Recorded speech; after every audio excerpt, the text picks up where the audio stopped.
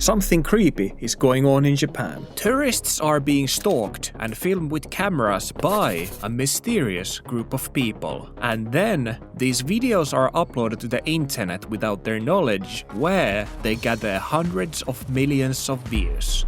And now even the government is trying to fight against this. However, after I looked into this situation, I may have figured out who's behind it and what they're after.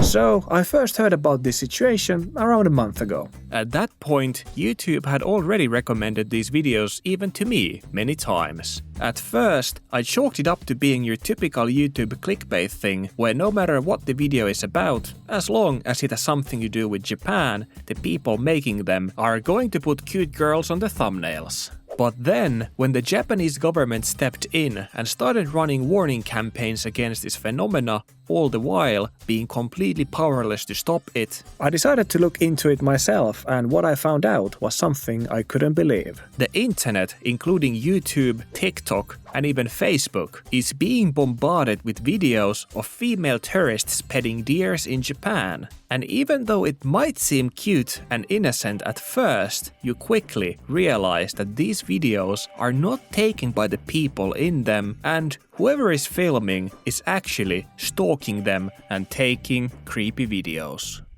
Now, Japan does generally have a problem with this kind of behavior, which is why any phone in Japan, even yours when you travel here, will have automatically the shutter sound enabled and you can't take it out. For example, right now I have volume down on my phone, but I'm also connected to these headphones, so normally if I would take a photo, there would either be no sound or the sound would go to my headphones. However, since we're in Japan, if I take a photo like this, there's gonna be a sound. But this situation isn't about a couple of random creepers taking secret photos, since this goes much, much deeper. These stalkers are working in Nara, a famous tourist location near Kyoto, where the local deer roam free around the city and tourists are able to feed them crackers from the convenience stores. Before we go into who's behind this and why, we have to understand how bad this actually is. Looking at these videos, it is fairly obvious that the only thing the people filming are trying to do is to secretly film women around the area in a way they most definitely don't want to be filmed. Whenever someone is kneeling down, the people filming are immediately trying to zoom in and catch them off guard. Even the way they handle the camera makes it obvious, because the moment a woman steps in like here, they zoom out and try to catch them on camera.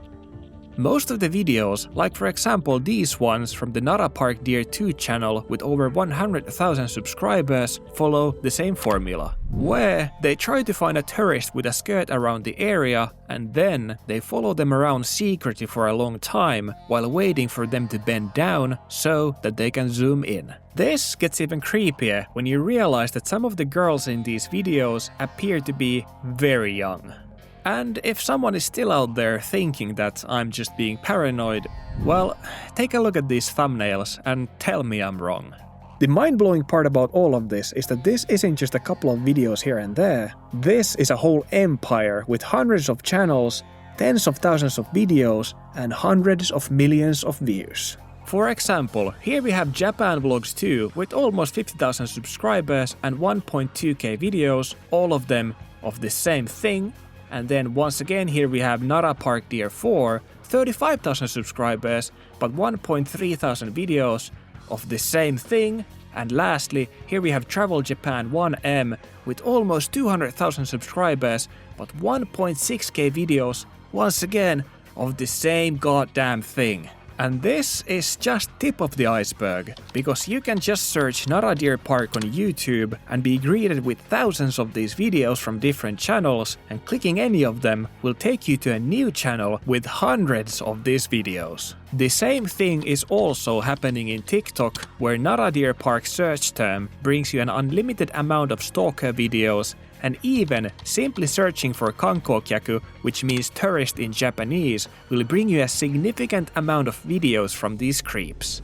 I mean, check this out. If we just open 3 random channels from here, like for example these 3, and then we look at them, here we go, hundreds of these goddamn videos. If we go next one, The same thing, hundreds of these videos. Let's go to the next one. Once again, the same goddamn thing. Like this is crazy. It is no wonder that even the government has become worried about this issue, which is why now the Nara police has started warning people about these stalkers. However, I myself don't think that just handing out flyers to tourists will solve this issue. Which is why I've looked into this myself, and let's just say I've found some interesting things. The first thing people might think is that since there's tens of thousands of videos like these online, and there are hundreds of channels uploading these, it must be just random people trying to get clicks. However, one does quickly notice that even though there are hundreds of these channels, surprisingly, the way the videos are filmed, not to mention how the thumbnails are made, are eerily similar to one another. On top of this, even though many of the thumbnails and titles are written in Japanese, the channel descriptions have something contradictory and interesting in them. If we go to the About section on this channel, we can see that the country it's supposed to be from is India. This channel right here, the same thing. And here, even though everything is in Japanese, once again, India. And unsurprisingly, this last channel, the same thing.